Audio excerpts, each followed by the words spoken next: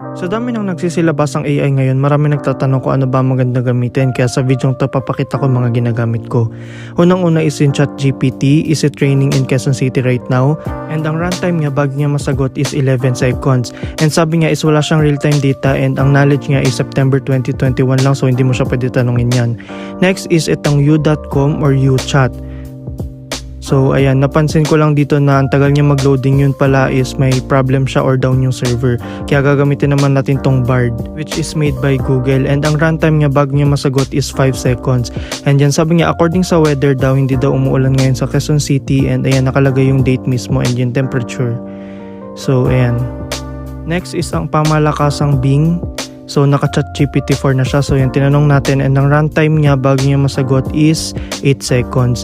So yan, according to weather results from Bing, it is not raining right now in Quezon City. So pareho yung data niya sa Bard, and mapapansin niyo may mga images pa siya. Ayan, kasi nga nagraran nga siya sa GPT-4. Naman itatanong natin kung sino ang pioneer ng programming. So ang sinagot ni ChatGPT is sobrang broad, and may binanggit lang siyang isang name, si Grace Hopper.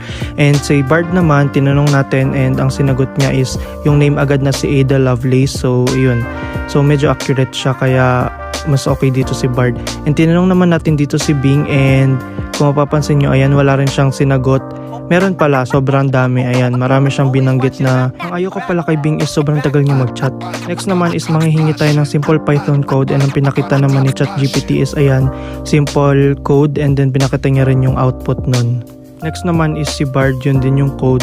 So kung mapapansin nyo dito, ayan, medyo bumagal yung pag-send niya ng program, and ayan, kung mapapansin nyo, ganun din is may binigay din siyang code and then yung output. Next naman is si Bing, so ayan din siya. Kung mapapansin nyo, sobrang simple lang nung pinakita niya and wala siya pinakitang output. Bukod dun sa apat na ginagamit kong AI is ito naman yung ginagamit ko pang focus sa programming. So ayan, merong explanation ng code, meron yung hahanapin nyo yung bug, may give me a hint naman, and then yung see a solution. So yun lang.